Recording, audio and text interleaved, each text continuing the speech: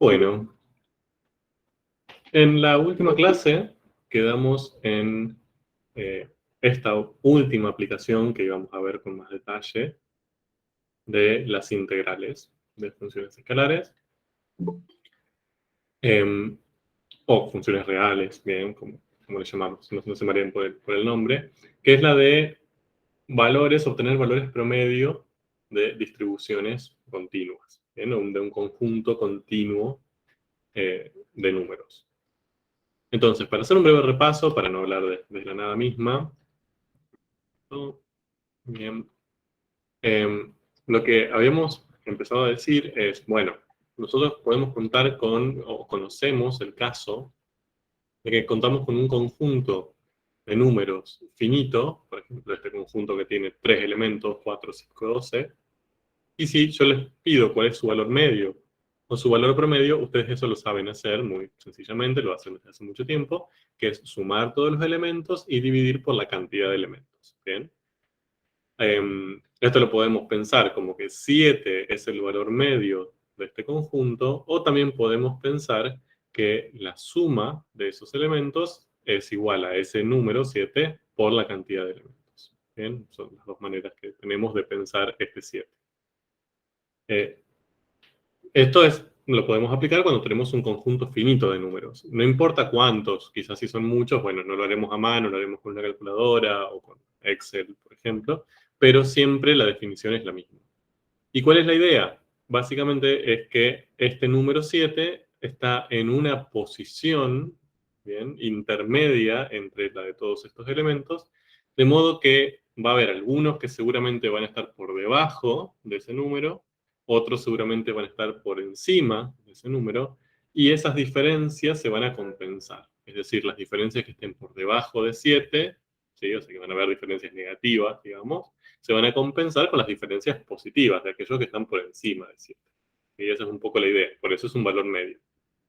Fíjense que este valor medio no necesariamente es un elemento de este conjunto, ¿no? Simplemente es la posición donde, específicamente donde sucede eso, donde las diferencias que se dan con los elementos menores se compensan con las diferencias con los elementos mayores. Lo que empezamos a plantear el otro día era, como problema, era cómo podríamos llegar a ser para encontrar este valor medio, este valor promedio, digamos, este número que cumpla las mismas condiciones que el 7 en este caso, bien, es decir, que tenga la misma cantidad de diferencias negativas que de positivas para compensarse, pero ahora donde el conjunto de elementos sobre el cual queremos calcular este valor medio sea infinito. ¿Bien? Por ejemplo, nosotros teníamos acá la gráfica de una función, esta función f, que es un arquito de parábola, y lo que queremos es calcular cuál es su imagen promedio. Es decir, un valor de i que tenga por encima las diferencias de todos los elementos que están por encima de ese valor, ¿sí? Es decir, que sean mayores a ese número, y todos los que están por debajo se compensen. ¿Bien? Entonces, empezamos a sacar algunas conclusiones a ojo. Dijimos, bueno, obviamente ese número no puede ser mayor que 5, ¿bien?, ni menor que 1, estaría fuera del conjunto. Nosotros en el conjunto sabemos que todas las imágenes están entre 1 y 5 inclusive, ¿no? Entonces, que sea mayor a 5, menor a 1 no tiene sentido, tiene que ser un valor intermedio. Tampoco tiene sentido que sea 5 o 1, porque, por ejemplo, si tomamos 5, todas las otras imágenes son iguales o menores. Entonces, claramente este no puede ser un valor intermedio. Lo mismo con 1, pero siendo todas mayores que... Entonces, más o menos a ojo, empezamos a tratar de ver cuál podría ser ese valor. Dijimos varios. Hemos dicho 3, 4, 3,5, 3,8, bien, pero más o menos suponemos que está por acá.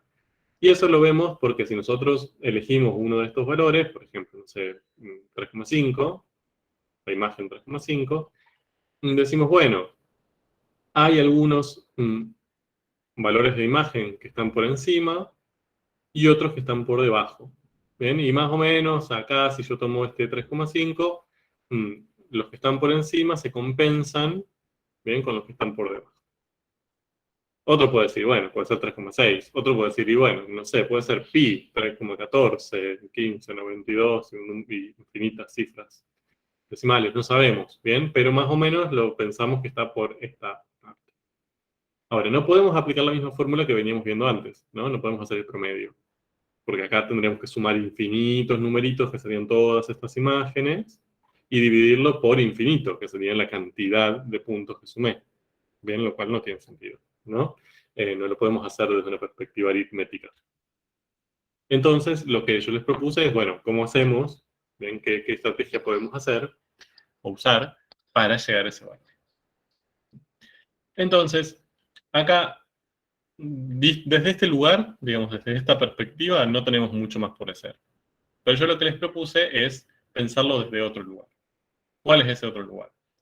En vez de pensar en este valor promedio como un número y listo, o sea, ver el eje entre el 1 y el 5 y ver cuál es el valor promedio, quizás verlo geométricamente, eso, como un valor constante. Es decir, en vez de pensar ese valor como un simple numerito, pensarlo como el valor constante de una función constante en el mismo dominio de la función. Personas, muy bien. ¿Qué es lo que está acá graficado? Bien, sería dónde tendría que posicionar este lado de este rectangulito, bien, si más arriba o si más abajo, bien, de modo que esa altura sea justamente el valor medio. Ahora, ¿por qué les propongo esto? Porque quizás en vez de pensar, como veníamos pensando, cuál es el valor que tengo, tantos valores por encima como por debajo y que se compensa, en vez de pensarlo en términos de números, pensarlos en términos de área. ¿Bien? Como ambas, digamos, tanto la función f como esta función constante, yo la puedo pensar definidas en el 1, 4, ¿bien? Lo que puedo plantear es, en vez de curvas, pensarlos como regiones, que sería la región que está comprendida por encima por esas curvas, por la gráfica de f o por esta función constante, y por debajo por el eje x. Entonces, yo lo que estaría buscando, en definitiva, sería dónde tendría que ubicar este lado del rectángulo, de modo que el área que está por debajo de la gráfica f, sí, por encima del eje x, sea igual al área de este rectángulo. Bien, a ver si voy a pasar esto. Ya lo vimos, no me interesa. Estoy en este caso. Básicamente lo que voy a plantear es, bueno, el área verde esta que está acá graficada, fíjense, está delimitada entre 1 y 4, por debajo del eje x, por encima la función f. Quiero que sea igual a el área de este rectángulo, que también su base está en el 1, 4, en x, tiene una cierta altura que no conozco. Y esa altura que no conozco es la que yo voy a considerar que es el valor medio. ¿Bien? ¿Por qué hago esto? Porque así como antes decíamos, bueno, yo para este valor medio voy a tener ciertos números que son mayores y otros que son menores a ese valor medio y se compensan, acá yo lo que voy a tener es un área que está por encima, o sea, los números que son mayores a ese valor medio van a generarme esta parte de la región, que yo la estoy perdiendo, fíjense que no la estoy incorporando en mi rectangulito, mientras que los que están por debajo me generan esta región, ¿bien?, que yo la estoy incorporando, pero no debería. Entonces, tengo esto que debería estar, pero no lo incluyo, y esto que lo incluyo, pero no debería estar. El valor medio sería justamente aquel número en donde estas dos áreas se compensen. Es decir, el área de esta región y de esta regioncita sean la misma. Entonces, lo que me falta se iguala a lo que me sobra y estoy en la situación adecuada. Bien, más o menos eso es lo que planteamos el otro día. Entonces, Perdón, profe. sí, ¿Ese valor, o sea, que del área que se compensa va a ser igual o va a ser una aproximación también? no, yo lo que estoy buscando es la que sea igual. Bien, ese es mi objetivo. Vamos a ver si lo podemos hacer. Bien, pero mi Ok. objetivo es que estas dos se compensen. Acá, a ojo, por ejemplo, yo vería que esta parte de verde de aquí arriba, que me está faltando, es mayor, tiene mayor área que esta. Bien, entonces yo lo que tendría que hacer sería este valor quizás subirlo un poco, bien, que sea mayor a este que está planteado acá, hipotéticamente, porque si yo este valor lo subo, bien, o sea, tomo valores mayores, el área de esta región va a disminuir, mientras que el área de esta región va a aumentar. Entonces yo tengo que buscar cuál es el punto exacto de altura en que esas dos áreas sean iguales. Bien, entonces cuando encuentro ese punto, yo ya estoy considerando que en ese valor de altura, o sea, todos los valores que son mayores a esa altura, van a compensar a aquellos que son menores. Bien, entonces ese sería como el valor medio que estoy buscando, el valor promedio. Ahora, esto a ojo lo podemos hacer, pero mi idea no es hacerlo a ojo. Mi objetivo es hallar ese valor de manera exacta. Entonces, lo que tenemos que hacer es deducir cómo podríamos encontrarlo. Fíjense lo siguiente. El área R, fíjense, ese área verde, que es el área que está limitada por encima del eje X y por debajo de la función f, yo la puedo, como vimos la clase pasada, calcular con una integral definida, ¿no? La integral definida entre 1 y 4 de f. ¿Por qué? ¿Qué características tiene f que me permite afirmar que esta integral la puedo pensar como un área? Positivo. Bien, es positiva, ¿de acuerdo? Ya esto lo habrán trabajado, supongo, en tareas de aulas también. O sea, solamente puedo hacer esa igualdad entre el área de la región y esta integral porque estoy seguro de que esta función es positiva, ¿bien? O no negativa al menos. Bien. Entonces, ese es el área verde, digamos. Esa sería la manera que yo la podría calcular. Ahora, yo lo que planteo y lo que a mí me va a servir para encontrar este valor medio es que yo lo que deseo es que el área verde sea igual al área celeste. Bien, o sea, que el área bajo la curva sea igual al área de este rectangulito. Bien, que es lo que está escrito ahí. Mientras que el área de ese rectangulito, por geometría, yo sé que se calcula como base por altura. Bien, entonces, en definitiva, la base de este rectángulo por su altura me tiene que dar lo mismo que la integral, bien, de f entre 1 y 4. Ahora, de estos datos geométricos de base y altura, ¿conozco alguno? La base. Bien, la base la conocemos. ¿Cómo la calcularíamos? Bueno, en este caso, ¿cuánto mide? 3, hacemos desde el delta. 3, bien, ¿qué sería? El delta, ¿no? El delta en la variable independiente. O dicho de otra manera, sería la longitud del intervalo de integración. Bien, yo lo que haría sería b menos a, ¿no? 4 menos 1 para encontrar esa longitud. Por lo tanto, yo ya de eso, la base la conozco. ¿Y la altura cuánto mide? Sería el delta I. El La delta integral dividido la base. Bien, ¿y quién es la altura?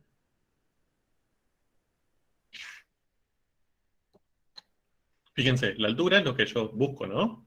O sea, la altura es ese valor medio que justamente lo que me va a permitir afirmar es que los puntos que están por encima de él y los puntos que están por debajo compensan sus efectos. Bien, sus diferencias se compensan. Entonces, esta altura es la que yo estoy buscando. ¿Sí?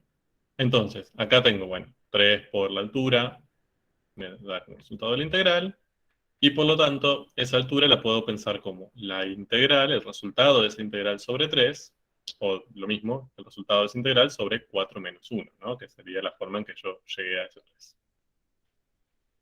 Por lo tanto, ese valor medio, esa altura que es el valor medio, lo puedo pensar de esa manera. Entonces, encontré una estrategia de hallar ese valor medio exactamente, bien, de manera exacta, ahora utilizando una herramienta que ya conozco, que son las integrales.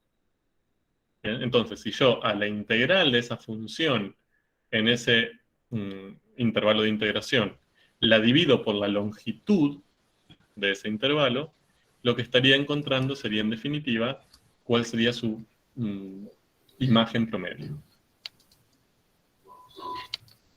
¿De acuerdo? Bien. Ahora, hasta ahora eso no lo podemos calcular porque no teníamos la ley de la función. Acá tenemos, esa es la ley del arquito de parábola. ¿Bien? Profe, discúlpeme que interrumpa, Sí. pero entonces, cuando calculamos ese valor medio, entonces sería concretamente, o sea, el valor promedio de todas las imágenes en ese intervalo. Exacto. Ok, listo. Gracias, profe. De nada. Entonces, ahí tenemos la ley. Yo quiero calcular ese valor medio, que dijimos, bueno, más o menos para nosotros era 3,5, más o menos, o sea, a ojo. Ahora tenemos una manera de hallarlo. Entonces, ¿qué hago? Primero, tengo que resolver esa integral, bien, usando algún método que conozca, y dividir ese número que obtenga por 3. Bien, ahí tienen la integral de la ley. Esa es la primitiva. Bien, fíjense cómo... Ojo con esto, porque yo siempre, o sea, con lo simbólico yo entiendo que lo saben hacer, pero a veces meten la pata. Fíjense cómo aparece lo simbólico. Acá yo tengo que resolver esta integral definida. En este paso lo que hice fue ya encontrar su primitiva. Entonces, si ya encontré su primitiva, el símbolo de integral desaparece. Y aparece esto que me está indicando que tengo que valorizar esa primitiva entre 4 y 1. Bien, es una de sus primitivas, obviamente. Esto lo resolví, en este caso, por lo que parece, lo dividí en 2. Esto lo resolví por sustitución. Bien, y esta es una inmediata. Obviamente esto se lo dejo a ustedes. Ustedes deben estar ya súper rápidos con la solución integral. Mentalmente la habrán hecho, seguramente. Entonces, ahora puedo aplicar Barrow. Bien, esto en 4 menos esto en 1. Ahí tienen las aplicaciones. Calculo ese numerito, divido por 3 y obtengo 4. Bien. ¿Cómo interpreto ese 4? Ese 4 lo que me dice es que si yo justo considero que la altura de este rectángulo es 4, entonces el área que queda por encima, bien, a ver si no me acuerdo si lo hice. Sí, ahí está. Bien, si lo ubico justamente en 4, esta área que queda por encima, que queda por fuera de mi rectángulo, que yo estaría perdiendo, porque básicamente es un área que a mí me interesa incorporar, pero que no la estoy incorporando, es igual al área de esta parte, que yo estoy incorporando, pero no me interesa. Como se compensan, como son exactamente iguales, bien, entonces el área verde es igual al área celeste. Si ahora, en vez de pensarlo en términos de área, lo pensamos en términos de las imágenes, que si yo tomo la imagen 4, hay un montón, hay infinitas imágenes mayores a 4, también hay infinitas imágenes menores a 4, pero si hago la diferencia de todas las menores y la diferencia de todas las mayores, se compensan. Entonces, 4 es el valor medio, es el promedio de todas estas infinitas imágenes. Si yo pudiese sumarlas todas y dividirlas por infinito, el resultado que obtendría sería 4. ¿Bien? ¿De acuerdo? Entonces encontramos una forma muy sencilla. Integramos y dividimos por la longitud del subintervalo. Entonces, esto lo hallamos desde esta perspectiva geométrica. Ahora, esto si yo lo generalizo, lo tendría que expresar de esta manera, ¿no? O sea, si en vez de hacerlo para este caso, lo generalizo, entonces diría que el valor medio lo puedo calcular como la integral de esa función en un cierto intervalo, en el intervalo que me interese, sobre la longitud de ese intervalo, sería como la medida de esta base, entre comillas, que lo puedo pensar como la resta, la diferencia entre los extremos de integración. ¿Bien? Eso me daría el valor medio de las imágenes de f en el AB. Ahora, todo esto nosotros lo pensamos a partir de que lo vemos desde esta perspectiva geométrica. Ahora, esto no siempre, o mejor dicho, ¿cuál es el problema de pensarlo desde este lugar, desde lo geométrico? Yo podría generalizar esto para cualquier f. ¿qué limitantes, qué limitaciones tengo? Y que sea negativa. F. Bien, si f, supónganse que es negativa, ¿no? Es decir, que en vez de estar acá en el primer cuadrante está en el cuarto. O si no tiene signo definido, imagínense que está en el primero, después atraviesa el eje X y tiene una parte de su gráfica en el cuarto. Ahí, ¿puedo pensarlo de esta manera?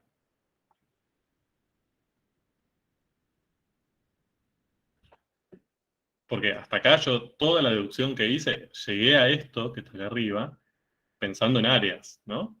En bases, alturas, áreas bajo la curva, o sea, y ya dijimos que las áreas no se llevan bien con las funciones que no son siempre positivas.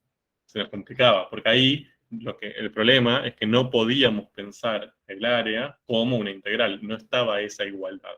Existía el área, existía la integral, pero no podíamos decir que sean iguales, que no tengan el mismo número.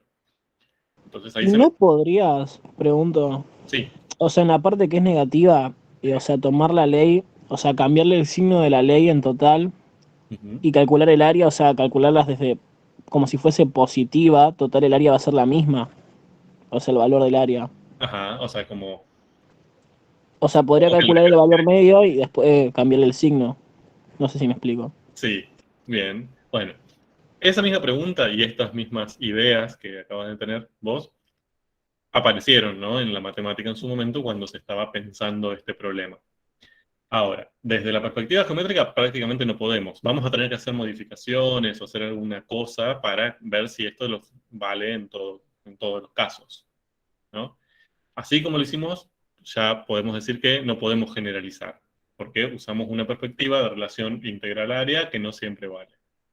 Entonces, se puede usar este caso para cualquier función, incluso si no fuera continua, por ejemplo. Imagínense que fuera continua a tramos. ¿Sigue valiendo? Entonces, todas esas preguntas se plantearon y se estudiaron, ¿bien? O sea, hubo como mucha gente diciendo, bueno, a ver, paso esto positivo, esto lo subo, a ver qué pasa. Y lo que surge ahí, la respuesta a todas esas investigaciones y pensamientos, ¿bien? Esas creaciones matemáticas, es nuestro querido teorema del valor medio del cálculo integral. Lo que hace el teorema del valor medio es responder esta pregunta. Bueno, ¿vale esto para funciones que no tengan signo definido o sean negativas, por ejemplo? Bien, ¿hay alguna condición más que tiene que cumplir que acá se nos está escapando? Porque acá fíjense que nosotros usamos una función continua, muy como tranquila. ¿Bien? No es una función muy rara. Si queremos generalizar, deberíamos pensar en todos los tipos de funciones. Entonces, lo que aparece luego de todos esos estudios, la conclusión de todo eso, es el teorema del valor medio.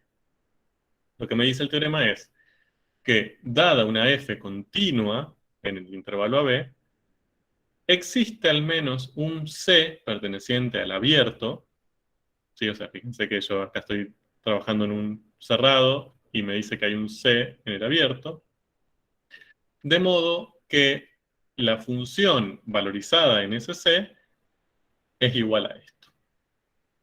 Cuando leemos el enunciado del teorema es como, ¿qué significa eso? No tengo idea. ¿Y por qué esto se relaciona con lo que acabo de ver? Bien, pero básicamente me está solucionando la vida. Bien, primero, pregunto. Me interesa esto de que analicemos teoremas. ¿Cuál es la hipótesis de ese teorema? ¿Cuáles son las condiciones que me pide? Que sea continuo la función en un intervalo cerrado AB. Bien, esa es la única hipótesis. Bien, la única condición que me pide sobre f para poder aplicarlo es continuidad en el AB. Bien. También vale si hay continuidad de tramos, bueno, no importa, pero vamos a trabajar con esto. F continua en el AB. Entonces, esa es una condición que no tenemos que perder. Si la función no es continua en nuestro intervalo de trabajo, entonces no podemos aplicar esto tan a la ligera. Tenemos que hacer un estudio un poco más pormenorizado. Si es continua, listo, estamos tranquilos, podemos aplicar el teorema. Lo que nos dice es que si es continua, en nuestro intervalo de trabajo, por ejemplo, en este caso en el 1,4, va a existir un valor C. C, fíjense que es un valor de X, ¿no? De la variable independiente. Y no es necesariamente 1, dice al menos 1. ¿Sí? Nos asegura que hay 1, pero puede haber 2, 5, 27. De modo que la imagen de la función en SC es igual a esto. ¿Qué era esto? ¿Cómo habíamos interpretado a este número? Porque esto es un número, ¿no? Resuelvo la integral dividido por la longitud del subintervalo. ¿Qué El era valor esto? medio. El valor medio.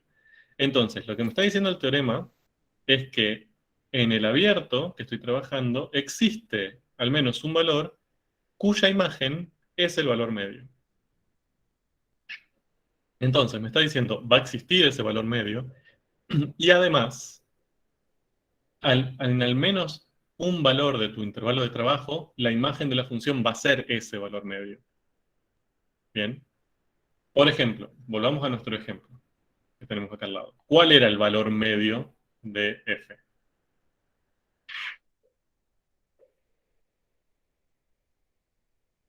4. 4. Ahora, ¿es 4 ese c del que habla el teorema? O mejor dicho, de todo esto que está acá, ¿quién es 4? ¿Es C? ¿Es F en C? ¿Es esto? ¿Cuál es el 4? F en C es 4. Bien, o sea, el resultado de esta operación es 4, ¿no? Entonces, lo que me está diciendo es, existe, y este sería el valor medio. Entonces, existe un C en el intervalo de trabajo, ¿sí? Cuya imagen es 4, el valor medio. Entonces, ¿cuál es ese C? Despejar X. ¿Cómo? Hay que despejar X. Bien, podríamos despejar X, podríamos acá decir, bueno, a ver, ¿cuánto tiene que valer X para que la imagen sea 4? O gráficamente, 1. bien, 1, pero ojo, que acá estamos trabajando en el abierto, ¿eh? Y O 3. sea, que 1 también lo es, pero no es el C que habla el teorema. Es 3. ¿Y cómo sabemos que es 3 y no es 1? El 1 no, o sea, el 1 es, también la imagen de 1 es 4. Pero fíjense que el teorema les dice que el C pertenece al abierto AB. O sea, sería entre 1 y 4 abierto, sin Sin incluir. incluir al 1. ¿De acuerdo? Sí. Tiene que haber un C, además de ese, en el intermedio. O sea, entre 1 y 4 sin incluirlos. ¿De acuerdo? Entonces, acá lo que nos dice es que existe al menos un C, que en este caso es 3, que si yo aplico la función en ese 3, me da como resultado un valor, que es el valor medio.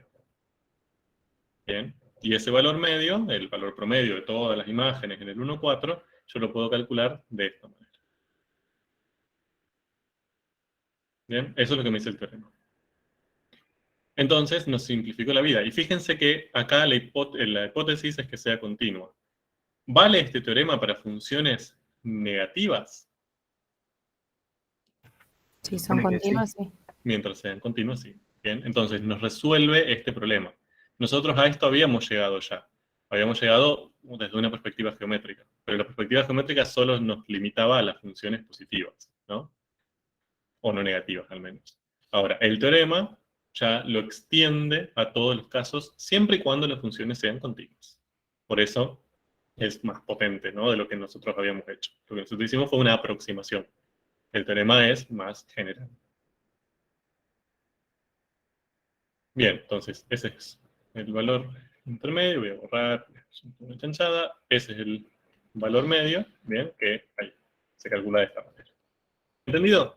Entonces, si ustedes le dicen, bueno, tiene que calcular el promedio de esta función, bien, en este intervalo, ustedes dirán, ah, bueno, perfecto, mientras sea continua, integro la función en el intervalo y lo divido por la longitud del intervalo.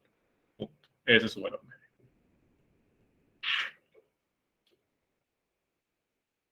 Bien, si no hay dudas, continúo con la última parte de este tema.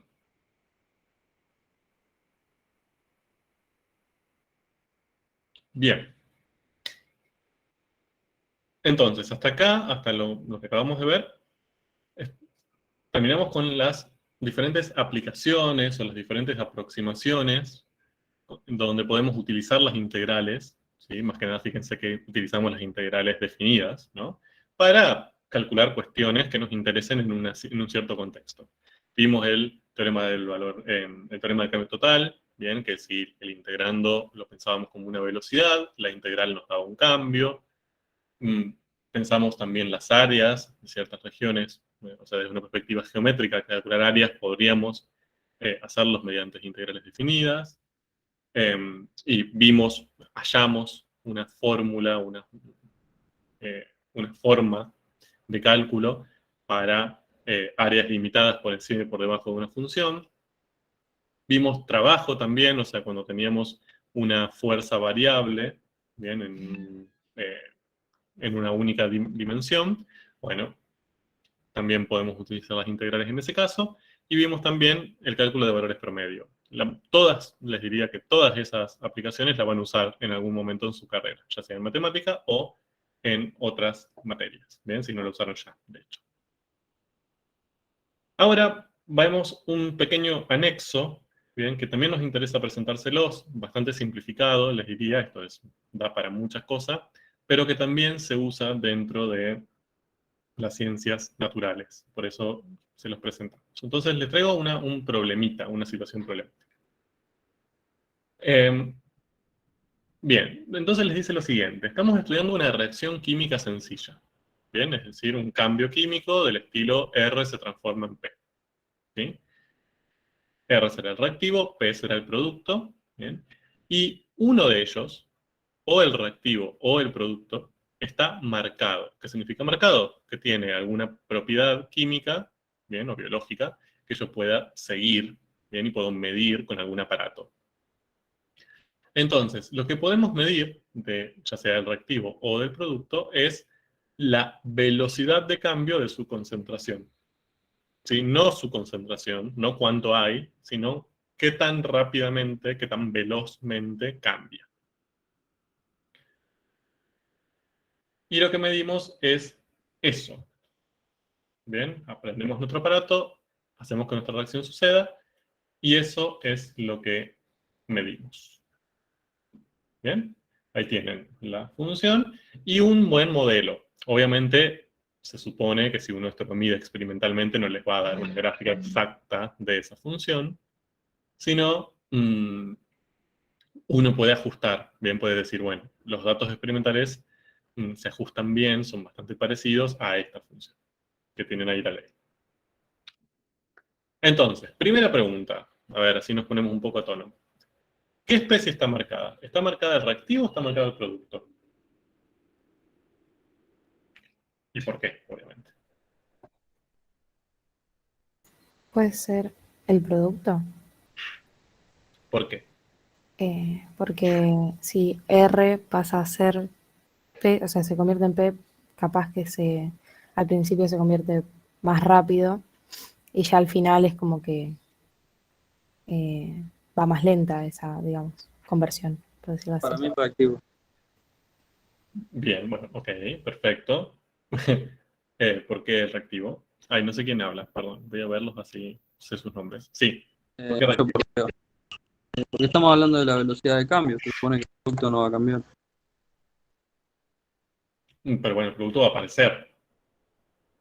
Claro. O sea, el reactivo va a desaparecer, pero el producto va a aparecer.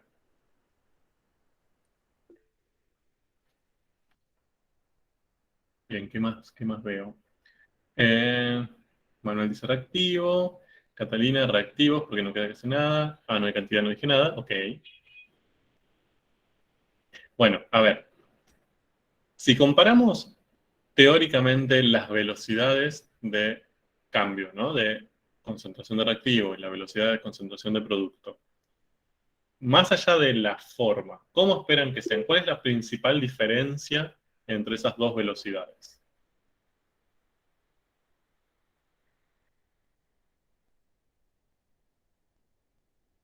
Piénsenlo. Son velocidades de cambio, son derivadas de la concentración, ¿no? Tanto de reactivo como de producto. ¿Qué esperarían ver para la derivada de concentración de reactivo y qué esperarían ver para la derivada de concentración de producto? Hay una característica que es clave. Puede ser que sea el producto porque a medida que avanza el tiempo, y se acerca más al equilibrio, se reduce la velocidad a la que aumenta, a la que se produce este producto. Bueno, ¿No es pero una acción inversa? Tipo, una disminuye y la otra aumenta. la concentración, sí, pero la velocidad. Bien, les traigo este ejemplo porque esto siempre les trae problemas. Bien, o sea, ustedes pueden imaginar sencillamente la concentración. Bien, si pensamos en la concentración, ustedes dicen, ah, listo, a ver, la de reactivo debería empezar alta y disminuir, ¿no? Porque se va consumiendo. Mientras que la de producto debería empezar baja o nula y empezar a aumentar, ¿bien? Porque el producto se genera. Perfecto. Esa es la función concentración. Ahora, yo acá estoy trabajando con la función derivada de esa concentración. ¿De acuerdo? Entonces, vuelvo a mi pregunta. ¿Qué característica es central y diferenciaría esas dos derivadas? Bien, Catalina. El signo. Bien. Para el reactivo, esa función velocidad, ¿cómo debería ser? Ante todo. Negativa. ¿Perdón? Negativa. Negativa. Bien, porque esa concentración de reactivo disminuye.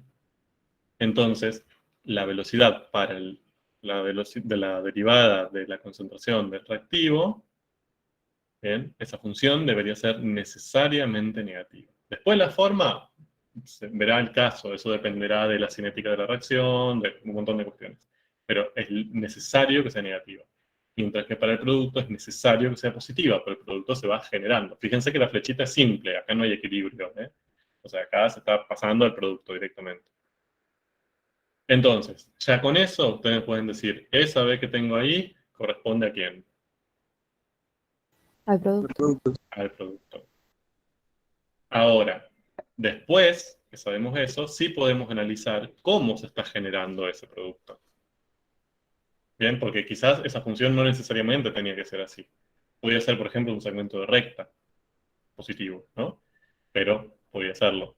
O podría tener otro tipo de comportamiento. A ver, podría ser algo. Sí, sí. No hay infinitas posibilidades. Ahora, si cuando vemos esto, podemos decir, ah, bueno, primero empieza a producirse súper rápido y después esa velocidad de producción disminuye. Entonces, al principio se produce con una alta velocidad y después con cada vez menos velocidad. Pero siempre se produce. ¿De acuerdo? Entonces, ojo con eso. Yo les traje este ejemplo específicamente porque sé que les rompe un poco el cerebro. Bien, entonces, lo que tenemos marcado es el producto. Sigamos, a ver. Segunda pregunta. ¿Cuánto producto? Fíjense ya no cómo, ¿no? No le estoy preguntando cómo pasa, sino cuánto producto se va a generar si dejamos esa reacción por un tiempo muy largo. ¿Bien? Si empieza ahí en el tiempo cero, que es cuando empezamos a medir, y dejamos esa reacción que transcurra por 7 siglos. ¿Cómo harían para calcular eso?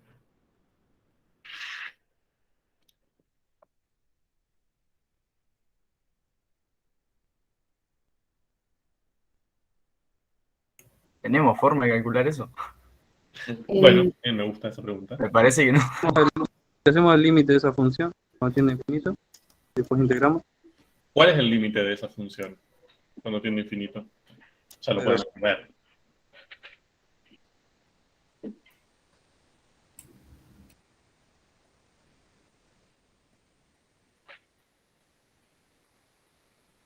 Cero.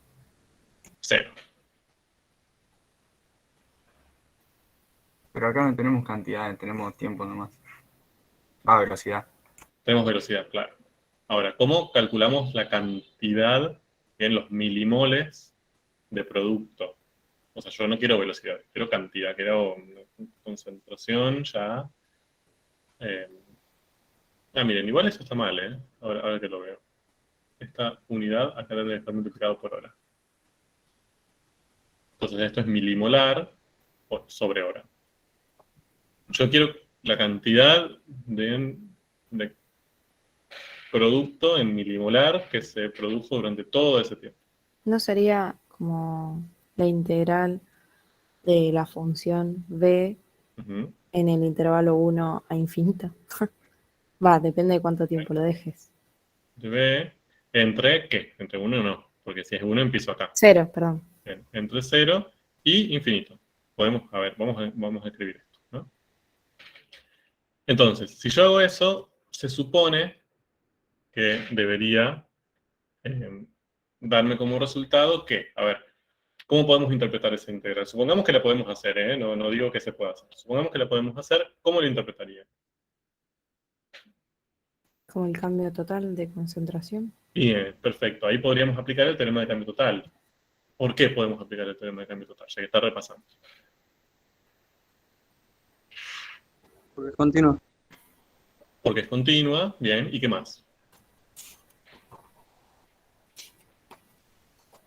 ¿Qué otra cosa era necesaria para que podamos aplicar el teorema de cambio total? No, capaz que digo algo mal, pero no sería que la función que original sea derivable. Más o menos. Bien, o sea, a ver, entre eso y Isabela, listo, ahí cerramos. O sea, que sea derivable y además que esa función que estoy integrando yo la puedo pensar, la puedo interpretar como la derivada como la velocidad de cambio de una función, la velocidad de cambio de algo, ¿no? Entonces, no es la integral de cualquier cosa, es la integral de una razón de cambio. Ahí puedo aplicar el teorema de cambio total. ¿Bien? Entonces, como en este caso pasa, esa función que está ahí integrando es la derivada de la concentración, entonces puedo interpretar su integral definida como un cambio total, bien, en este caso, la concentración. Sería el cambio de la concentración entre tiempo cero y tiempo infinito. Bien, entonces, yo ahí lo que tendría que hacer sería, a ver, voy a borrar lo que escribí, para calcular el cambio, entonces, de concentración de esta especie del producto, bien, todo este tiempo, lo que tendría que plantear es esto que me dijeron ustedes, ¿no? La integral entre 0 y más infinito de la velocidad. Entonces, para resolver eso, lo que tendría que hacer sería buscar una primitiva, bien, de la velocidad, ¿sí? Que acá yo le puse P, aplicar barro, ¿sí? Es decir, valorizarla en infinito, menos P en 0. Profe, Sí, sería lo mismo que integrar, encontrar la función y hacer el límite cuando la función tiende a infinito. ajá, Ok, y restarle la función en 0, ¿no? claro, claro. Bien, vamos bien, vamos bien. Ahora, acá, esto es lo que pensamos, es como re lindo, ¿no? Y se lo escribo así porque esto es lo que solemos ver en sus escrituras. Cuando ustedes resuelven estas cosas, lo escriben así. Ahora, eso que tenemos ahí rompe un montón de cosas. O sea, eso que está ahí está mal, es incorrecto, por un montón de razones. Más allá que es intuitivo, que es algo que nos surge al verlo, es como lo podemos pensar, y que en sí tampoco es tan incorrecto en el sentido de que cuando lo resolvemos, bueno, más o menos va. Desde lo formal es muy incorrecto. Y les cuento por qué. Bien. Primero, bien, y la primera razón, les voy a dar 4 razones. La primera razón tiene que ver con esto. Bien, con esta escritura que hicimos recién, bien, que recién me dijo su compañera, Rocío, creo, entre 0 y más infinito, nosotros lo escribimos como diciendo, bueno, esto es lo que tendríamos que resolver.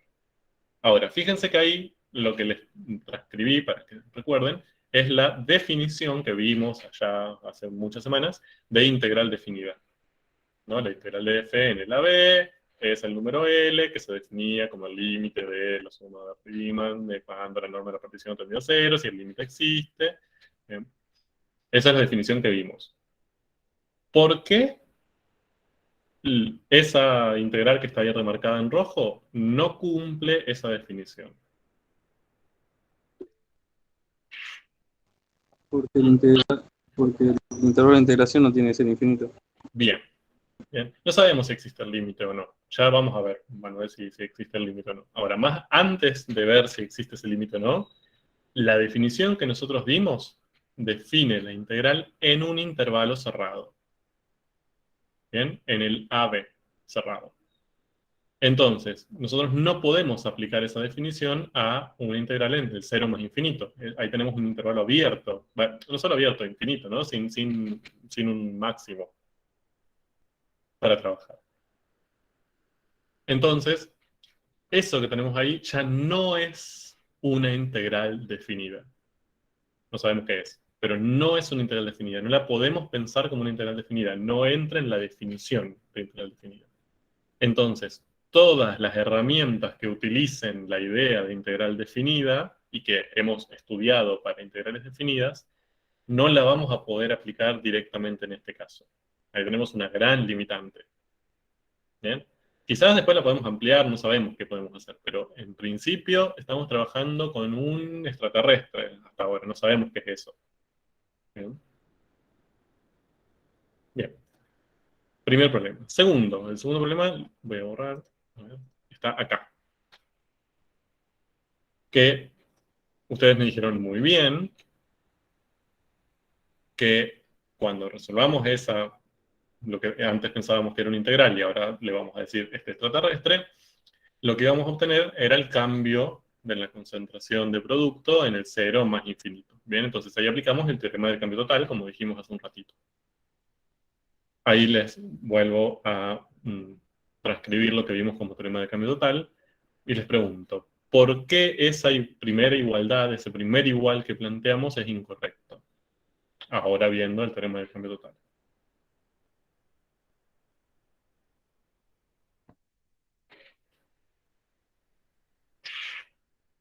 Y porque es infinito, no termina nunca.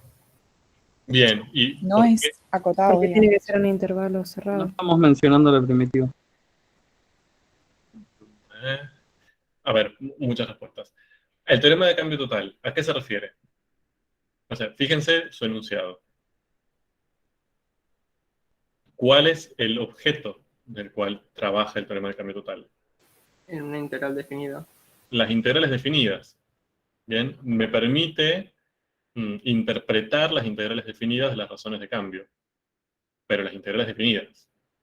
Ya dijimos que el extraterrestre no es una integral definida, ¿no? Entonces, esa igualdad no sabemos si vale. No digo que no valga, ¿eh? Digo que no sabemos si vale. El teorema no me permite asegurar que yo ese extraterrestre lo pueda pensar como un cambio total. ¿Bien? No sabemos si vale o no. Bien. Tercer problema está en esta igualdad. Bien, que si suponemos que todo lo demás está solucionado, esta igualdad tampoco la podríamos plantear. ¿Bien? Ahí lo que planteamos sería básicamente un corolario, digamos, del segundo teorema fundamental del cálculo integral, ¿no? Aplicamos un barro. Y ahí les transcribo, digamos, el segundo teorema fundamental. ¿Dónde está el problema?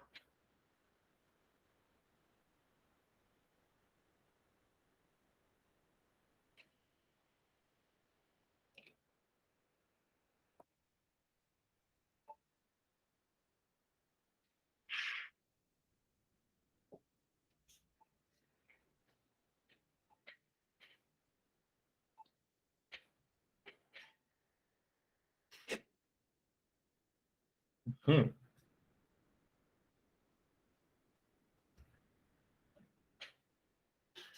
En que otra vez habla de un intervalo cerrado AB y como estamos de 0 a más infinito es un intervalo abierto. Absolutamente. Bien, fíjense que el problema siempre viene por lo mismo, pero ahí yo puedo plantear ese arrow, entre comillas, Ahora, lo que me dice el segundo teorema, cuyo corolario es Barrow, es que eso lo puedo hacer siempre trabajando, o sea, siempre valorizando dentro del intervalo de integración. Es decir, esa x, bien, que está esa variable independiente, que está como extremo superior de la función integral ahí, bien, y que después la valorizo en la primitiva, no es cualquier x, es una x cualquiera, pero dentro del intervalo de integración cerrado donde estoy definiendo f. Acá no tengo ese intervalo cerrado, entonces no puedo aplicar Barrow en más infinito, no tiene sentido para el segundo teorema. Lo podemos hacer, quizás el segundo teorema no me asegura que valga. Y por último, esta cosa. ¿Bien? ¿Qué es esto? ¿Cómo valorizo una función en más infinito? ¿Bien? Si yo tengo, no sé, x cuadrado, ¿cómo valorizo x cuadrado más infinito? Lo que sí podría plantear, como bien vienen diciendo ustedes, es un límite. ¿Cómo se comporta cuando voy a más infinito con x? Pero no puedo valorizar en más infinito. Más infinito no es un número real que forma parte de dominio de la función. ¿Bien? Entonces, ahí tenemos 4 problemas que hacen que esto, que nos parecía súper genial y válido, ahora no sé si lo podemos pensar de esa manera.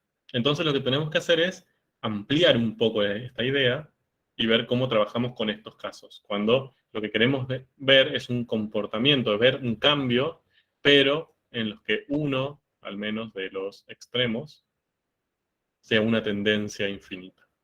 ¿Bien? O dicho de otra manera, cuando el intervalo de integración no esté acotado. ¿Bien? No sea un intervalo cerrado, sino que tienda a más infinito, o también se imaginarán que esto puede ser a menos infinito, ¿bien? Entonces, acá definimos al extraterrestre. ¿Bien? Esta cosa nueva que aparece, que no es una integral definida, ahora le vamos a dar un nombre. Y es una integral impropia de primera especie. ¿Bien? O de primer tipo, de primera categoría, de tipo A, depende del libro, van a encontrar la de tipo 1, la van a encontrar de un montón de formas. ¿Bien? Estas se llaman integrales impropias y se definen en los casos en que el intervalo de integración no está acotado. ¿Bien? Esa es la característica que define una integral impropia.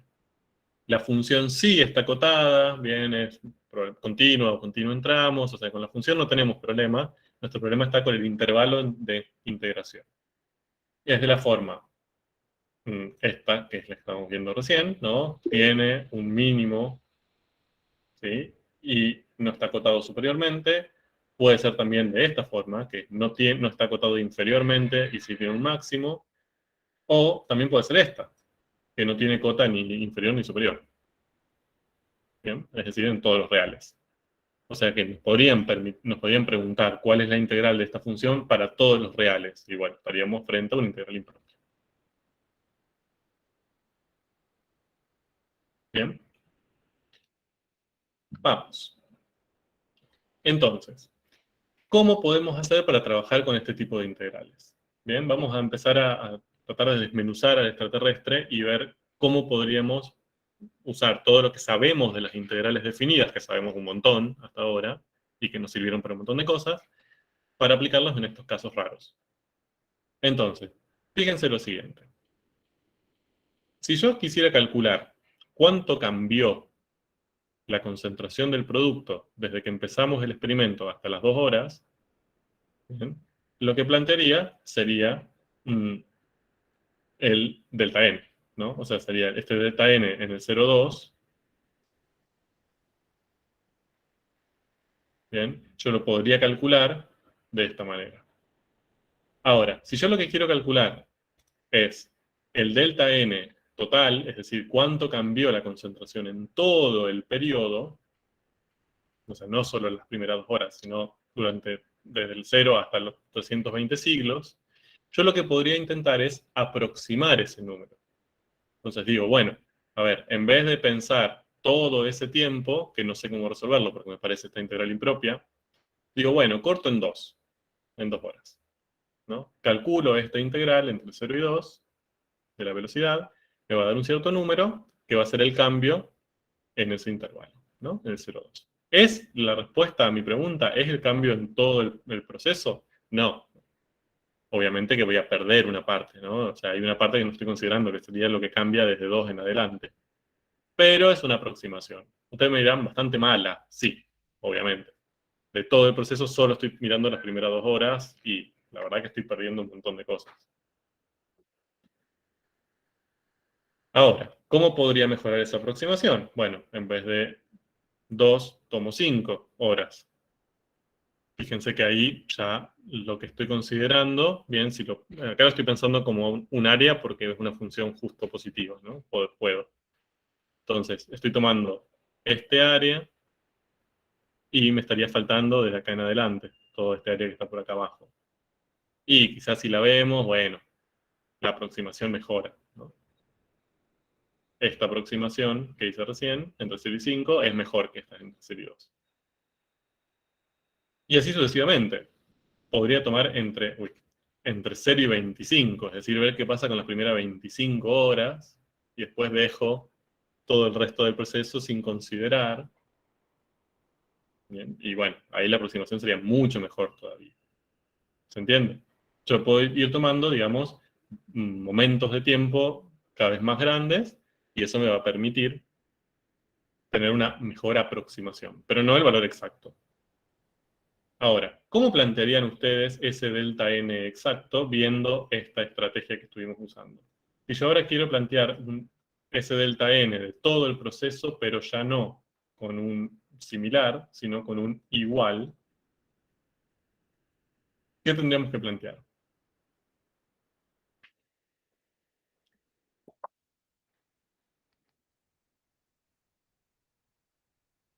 ¿Qué se les ocurre?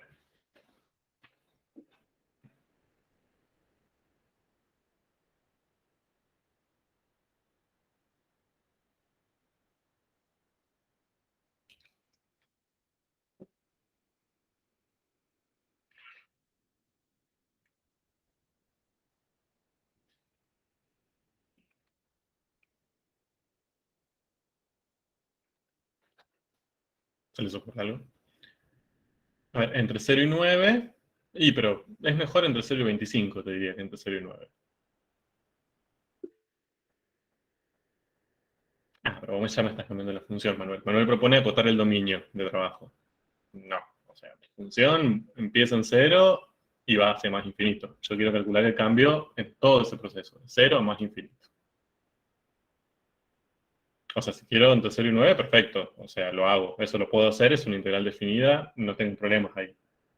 Ahora, yo lo que estoy queriendo hacer es resolver esa integral impropia.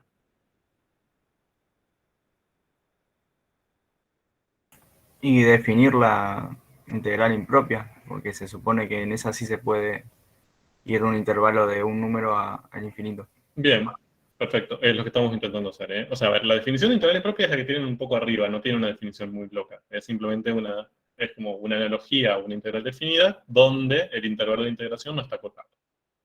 Ahora, lo que yo estoy queriendo que deduzcamos o que nos acerquemos un poco es a cuál es la forma en la cual nosotros vamos a poder calcular esas integrales impropias. Hallar el valor.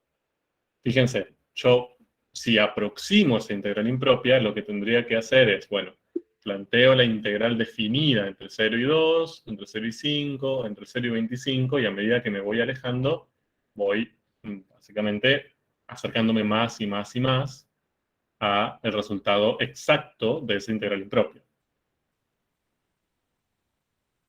Una sumatoria de integrales.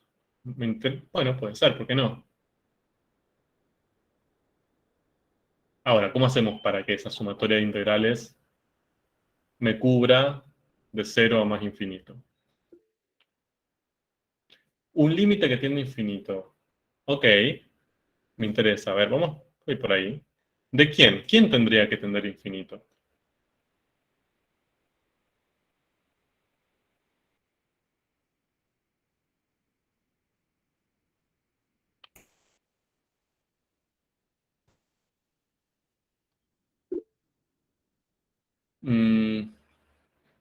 No sé si la primitiva. Porque La fíjense, norma de la partición. La norma tendría que tener a cero, ¿no? Si yo estoy haciendo que esa partición sea lo más chiquitita posible, siempre debería tener a cero. Pero fíjense Iría el extremo superior, pero él no es lo mismo que hacer que vaya de cero a infinito. Interesante pregunta. A ver, fíjense en las tres integrales que están planteadas arriba. Son muy parecidas, pero ¿quién está creciendo? ¿A quién queremos que desearíamos que tienda a infinito? O sea, que crezca tanto como se pueda. B, el extremo superior. Sí. El extremo superior, ¿no? Fíjense que son exactamente iguales las tres aproximaciones que hicimos. Lo único que cambia es que esto crece. Pasa de 2 a 5, de 5 a 25, y obviamente si en vez de 25 tomamos 100, 1000 millones, o lo que sea, esta aproximación va a ser cada vez mejor. El delta n va a ser más cercano al que estamos buscando. Entonces yo lo que tendría que plantear sería el límite de esta integral entre 0, ¿bien? Y un extremo, no sé, le vamos a poner si quieren B o A, como quieran. Este extremo, este numerito que está acá arriba, es el que debería tender a más infinito, ¿no? Si yo pudiese encontrar, si este límite existiese, es decir, si yo encontraría no el resultado de estas integrales definidas, sino a qué tienden cuando su extremo superior se hace tan grande como yo quisiera, entonces ese resultado, esa tendencia, sería en definitiva el cambio. ¿No? No sé si más o menos me expliqué, si me siguieron cuál es la idea. Es calcular eso que veníamos calculando arriba, pero ahora en vez de 2, 5, 25, 100, 1000, lo que hago es calcular en un extremo que está tendiendo a infinito. Ahora, me quedo con lo que dijo Elian recién, que me parece excelente. Pero bueno, al fin y al cabo, no estamos en el mismo problema. Y antes el problema de la integral impropia era ese más infinito ahí arriba. ¿Qué ganamos planteando eso así? ¿No? ¿Qué ganamos planteando que esa integral impropia la podemos calcular de esa manera que está ahí escrita? Ahora, fíjense lo siguiente. Comparemos esto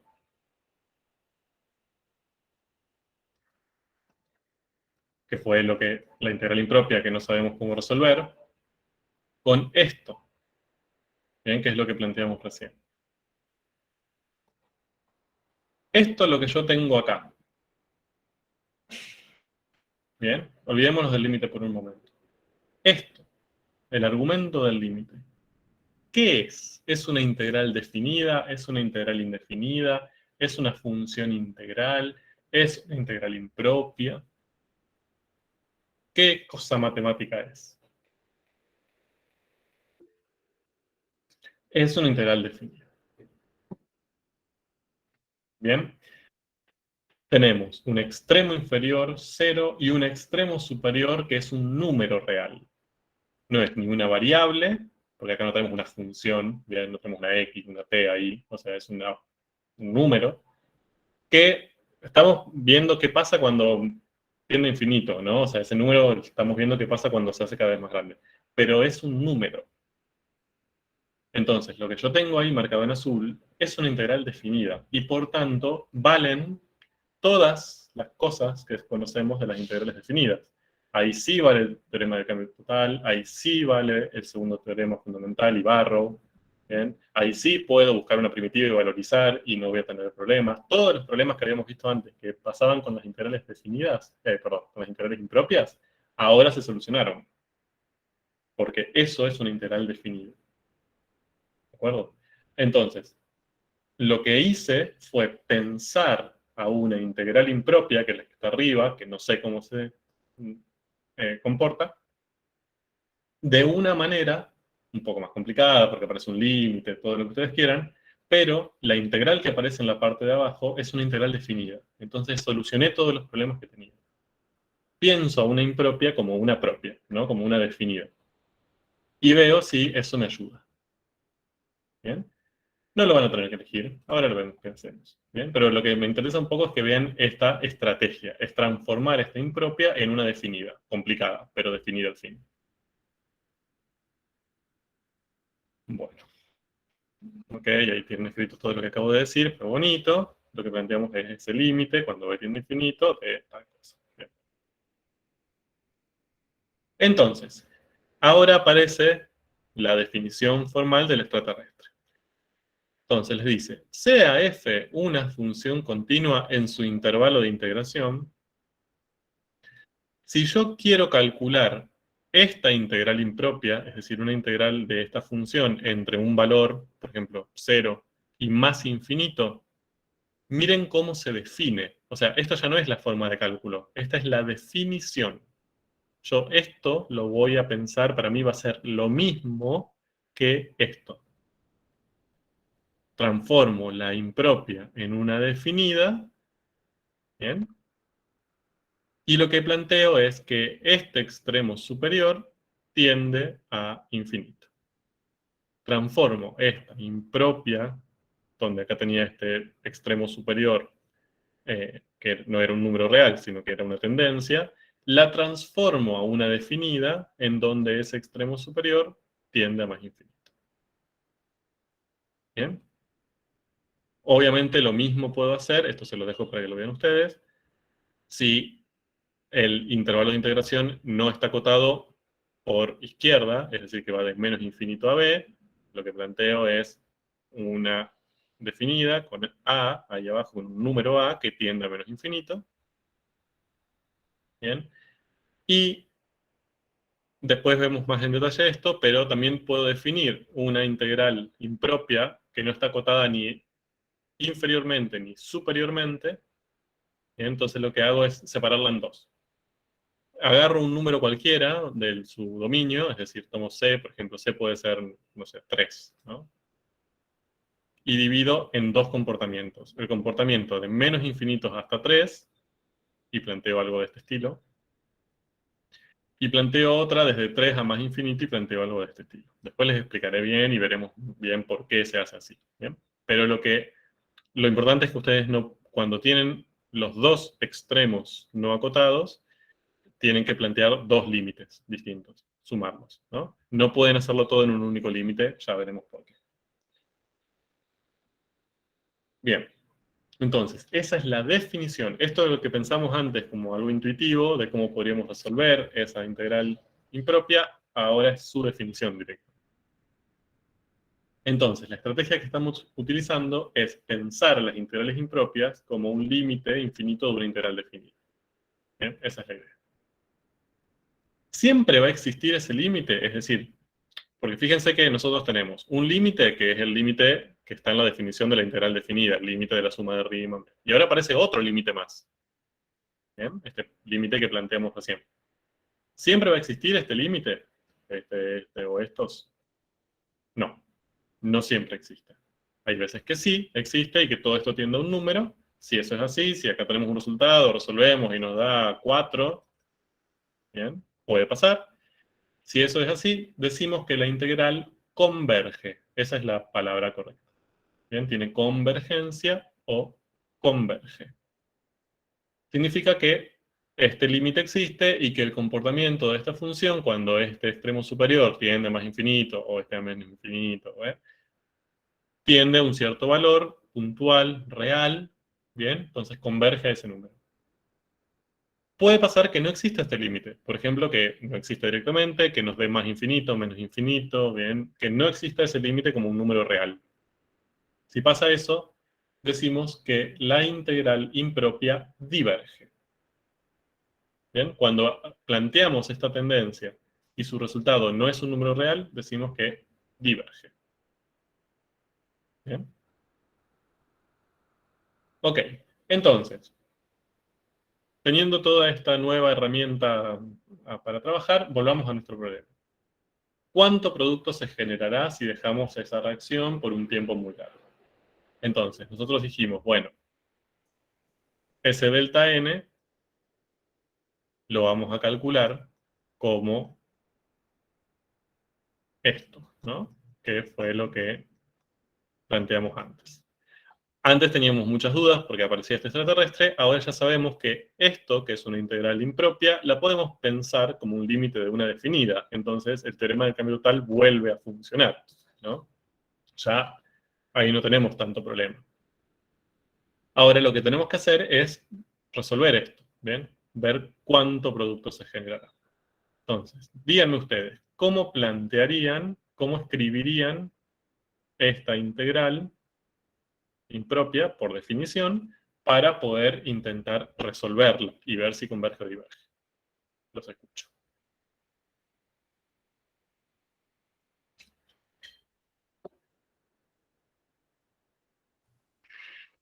El,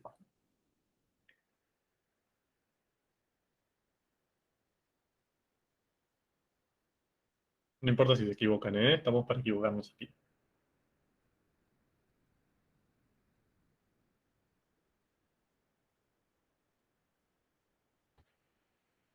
¿Qué es lo primero que va a aparecer, sí o sí?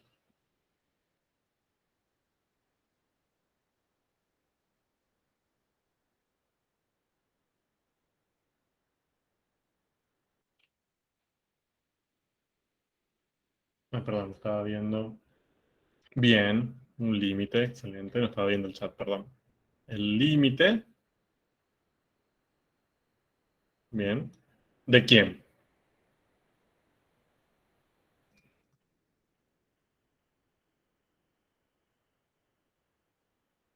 ¿Quién va a estar dentro de ese límite? ¿Cuál va a ser el argumento? Dijimos una integral, ¿no? Definido. Extremo inferior, 0. El mismo que estaba acá. Eso no tenemos por qué cambiarlo. No es nuestro problema. Límite superior, y acá sí tenemos que hacer el cambio hermoso. Ya no podemos poner esta tendencia, tenemos que poner un número. ¿Eh?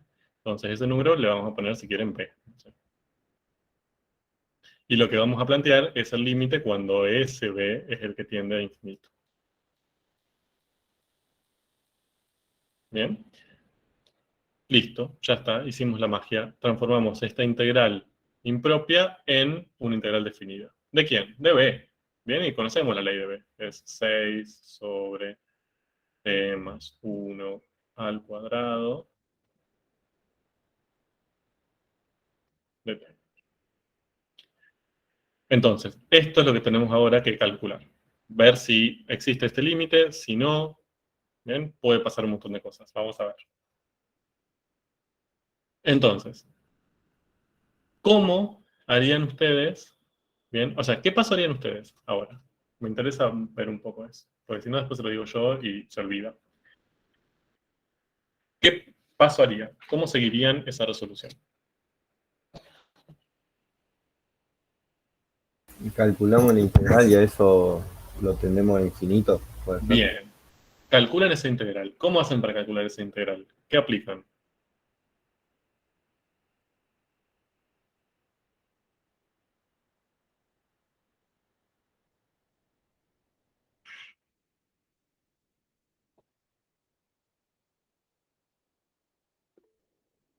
Barro. Directamente. Buscan una primitiva de la función y aplican barro. ¿Por qué pueden aplicar barro? ¿Por qué antes no podíamos y ahora sí? Porque es definida. Porque es definida, la función es continua. Fíjense que ahí se nos solucionaron los problemas que teníamos antes. Por eso esta estrategia es útil. Esa es una integral definida. Listo, ahora ya puedo aplicar lo que sé. Entonces ahí busco una primitiva para esa función y aplico barro. ¿Bien? Si no me equivoco, espero no equivocarme porque voy a hacer lío. Básicamente, una primitiva de esa función es 6 sobre p más 1 menos 6, creo. A ver, menos 6 de menos 9, sí, yo creo que es esa.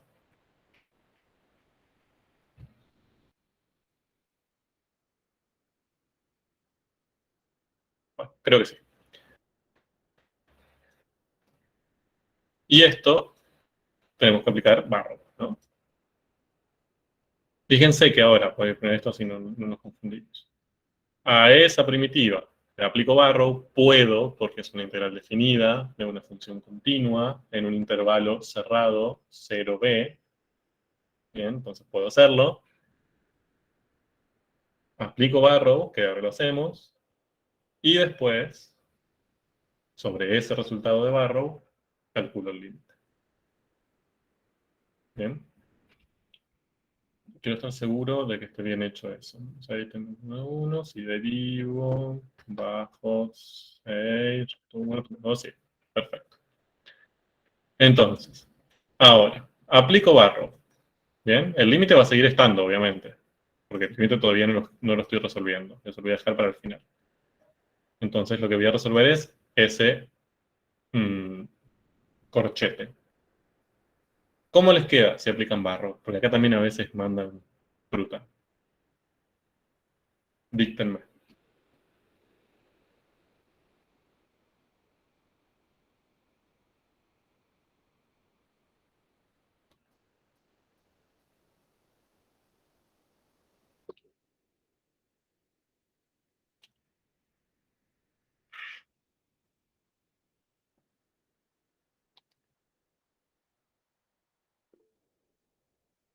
Sí, es la primitiva en B menos la primitiva en C, ¿no? Ahora, si valorizo en B, ¿cómo me queda?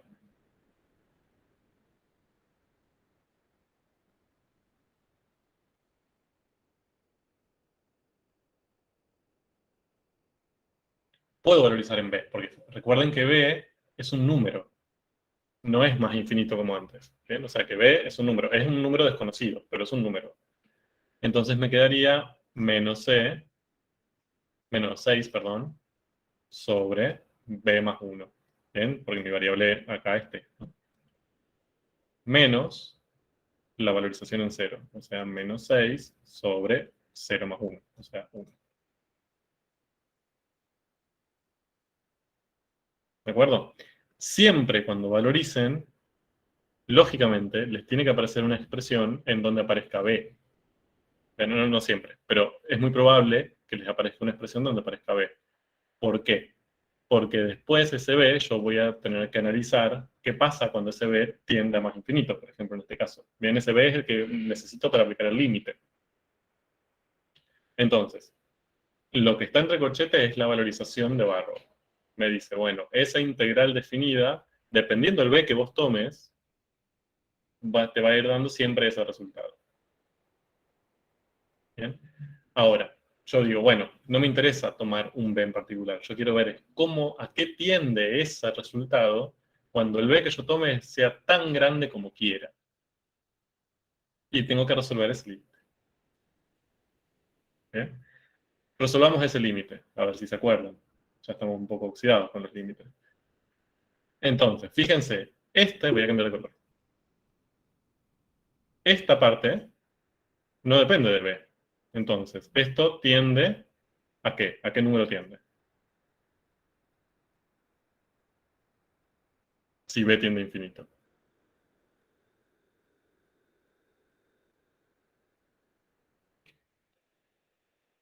¿Vale? 0. Bien, perfecto, Isabel. Excelente. Entonces, esta parte tiende a 6, ¿no? A más 6. Acá no depende de B, o sea que eso siempre, como es una constante, siempre tiende a 6. Y vemos esto. Acá, B tiende a infinito. Si a infinito le sumo 1, tiende a infinito. Bien, ese 1 no le afecta. Y si yo a menos 6 lo divido cada vez por un número cada vez más grande, todo este cociente tiende a 0. ¿Se acuerdan? O sea, cualquier número dividido en un número cada vez que tiende a infinito, tiende a 0. Entonces, ¿cuál es el resultado de ese límite? 0 más 6, 6. ¿Qué decíamos en ese caso entonces? Esa integral converge. Bien, converge a 6. Hay veces que cuando ustedes resuelven ese límite les da, por ejemplo, más infinito. Bueno, entonces esa integral diverge. Y de hecho pueden decir diverge a más infinito. Bien, en este caso converge. Tiende a 6. O sea, ¿cómo interpretan ese 6 en este problema? ¿Qué significa ese 6?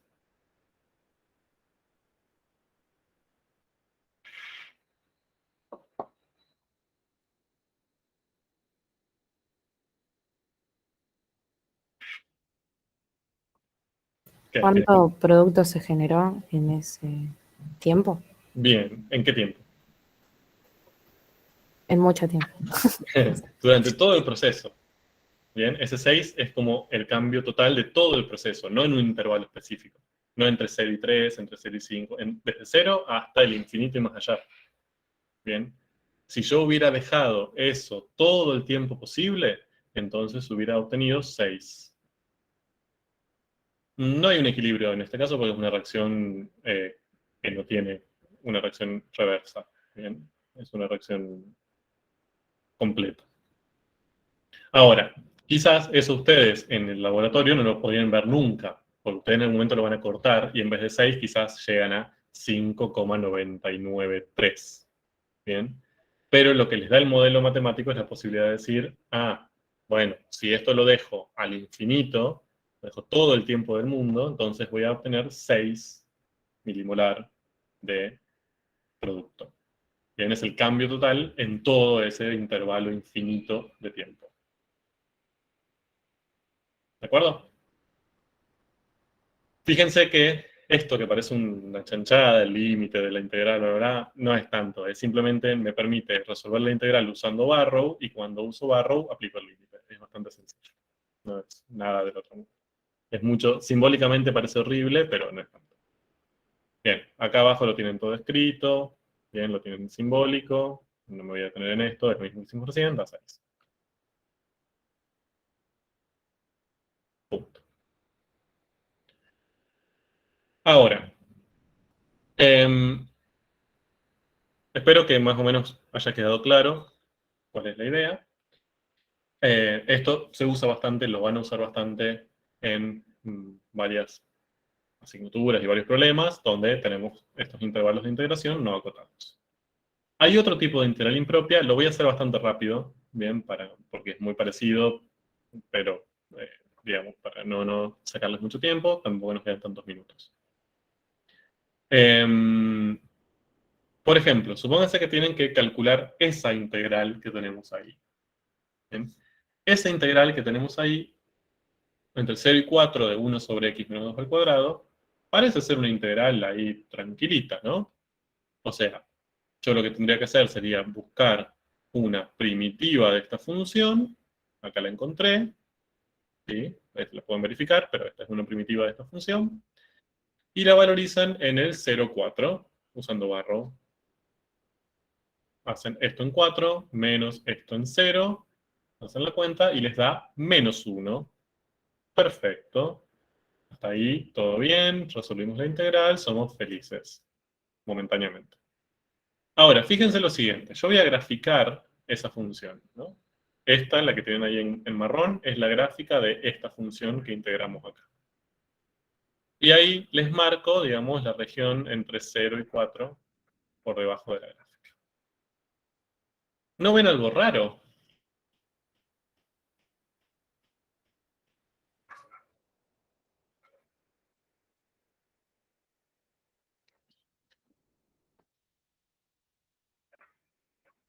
Sí, es una igual, Manuel. Sí, veo comportamiento sintótico.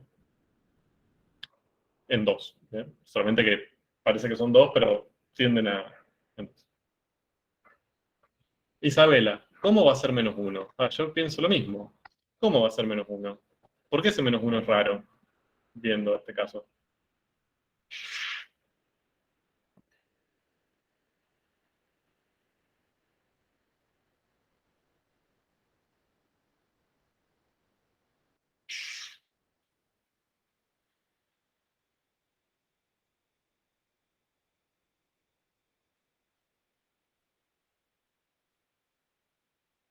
No, no hay ninguna parte negativa. Fíjense, o sea, esa función g en el 0,4, el intervalo que estamos integrando, es positiva. De hecho, ni siquiera toca el eje x, o sea, es positiva. Entonces, esa integral debería representar el área bajo la curva. Cuando resolvemos esa integral, que está bien resuelta, créanme, pueden hacerlo, les da menos 1. Pero si ustedes ven ahí, hay un área, ¿no? Y existe ese área, no puede ser menos 1. O sea, un área negativa sabemos que no existe. ¿Qué pasó? Se rompió. ¿Todo lo que le dije antes fue mentira? No, no fue mentira. Ahí tenemos un problema. Estamos aplicando mal algo, pero muchas veces, acá me falta el de x, miren qué terrible. Bueno, estamos aplicando mal algo, pero no sé si ustedes se están dando cuenta dónde metimos la pata. Falta C. No, porque recuerden que ustedes la primitiva podían tomar cualquier primitiva. Sería como que todos los teoremas y cosas que estudiamos eran para funciones continuas y esa es discontinua en 2. Bien. Fíjense que ahí nosotros nos metimos, hicimos la integral de la que va, pero G es discontinua en el 0,4. Ni siquiera, o sea, no es continua a salto finito, como nos pedían, ¿no? Para integrabilidad. Es discontinua a salto infinito. Entonces ahí se rompe todo. Bien, todos los teoremas que sabemos, todo ya no vale. Ojo con eso. Fíjense que cómo esas hipótesis son importantes. Lo que tenemos ahí es... Me había olvidado el GIF. Lo que tenemos ahí es un nuevo tipo de función, perdón, de integral, que son las integrales, es una integral impropia, pero es de segunda especie, ya no es de primera especie. Y eso se da cuando la función no está acotada, no el intervalo de integración. Acá el intervalo de integración era el 0,4, que tiene máximo, mínimo, está acotado ahí, bien. Acá la función no está acotada, tiende a más infinito o tiende a más infinito, las imágenes. Bien, por ejemplo, en este caso con comportamiento asintótico. Entonces, en este caso, podemos plantear esa integral, pero no es una integral definida, porque no cumple estas condiciones de la definición de integral definida. Es una integral impropia de segunda especie, de segundo tipo B, tipo 2. ¿No? Entonces, básicamente, lo que tenemos acá son varios casos. Este es uno, donde la función está definida en un cierto intervalo, ¿bien? Pero su imagen son los reales, es decir, que no tengo un acotamiento en sus imágenes. ¿Bien? Ahora, acá, ¿cómo lo resolvemos? Bien, ahí tienen las definiciones, después lo tienen en el libro, no me voy a variar con eso. Todo igual, voy a lo concreto. Yo quiero calcular, por ejemplo, acá la integral, voy a hacerlo más sencillo. Quiero calcular la integral entre, no sé, 2 y 4 de G. ¿No? Es decir, de acá a acá.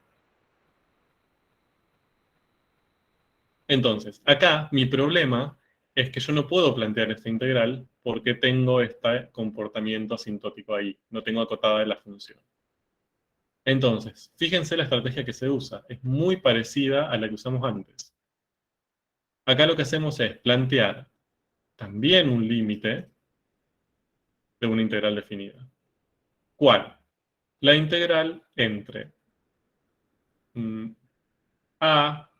K, vamos a ponerle para que sea igual a lo que está escrito antes, y 4. Bien, de la función.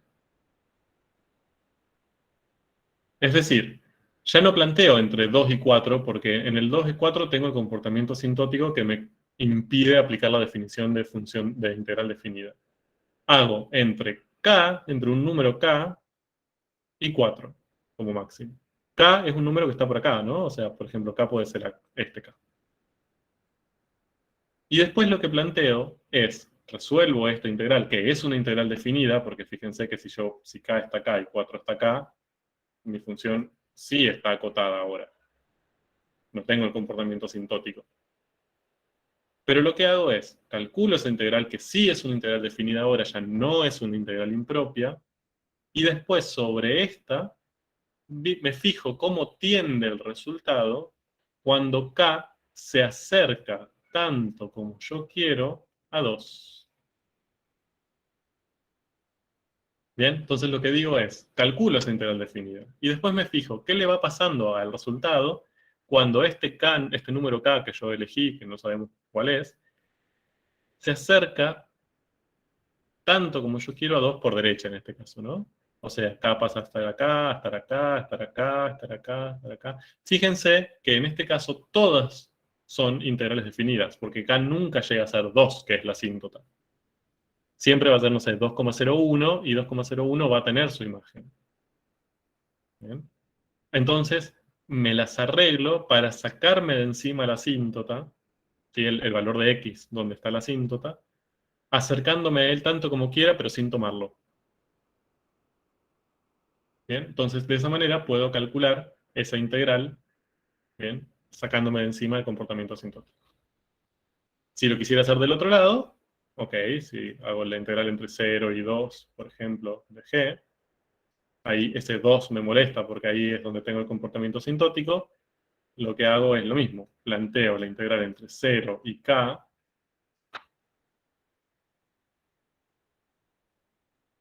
y después lo que tendría que hacer es el límite cuando k tiende a 2, tanto como yo quiera, pero por izquierda. Bien, la misma idea que hicimos antes, pero ahora evitando el punto de la asíntota y acercándome a él, bien, tanto como yo quisiera usando el límite. ¿Sí? De esto me interesa más que nada que vean la filosofía, es muy parecida a la anterior, no tiene nada de raro, más que, digamos, la diferencia es que nos movemos en X. Y acá tienen, a ver,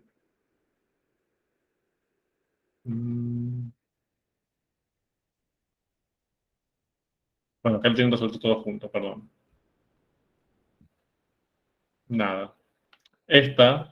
Acá, esta es la resolución cuando me acerco a 2 por derecha. ¿Sí? Después de esto, véanlo, es bastante lógico, se puede seguir bastante fácil. Me estoy acercando a 2 por derecha, entonces busco la primitiva de la función entre k y 4, como es una integral definida, puedo aplicar Barrow, ahí lo tienen aplicado, bien, aparece ese k, y después planteo el límite cuando ese k tiende a 2 por derecha y se acerca tanto como yo quiero. Resuelvo y me da más infinito. Entonces ahí yo lo que digo es, mi integral diverge. Bien, si lo plantean del otro lado, también les da más infinito y su integral diverge. Entonces ahí ustedes me podrían decir, una interpretación en este caso sería que el área bajo la curva tiende a infinito. Es infinita. Este área no tiende a un cierto número, no es que el área de esta región vale 7. Es infinita. Es un área que nunca puedo contabilizarla de manera finita. Bien, es la misma filosofía.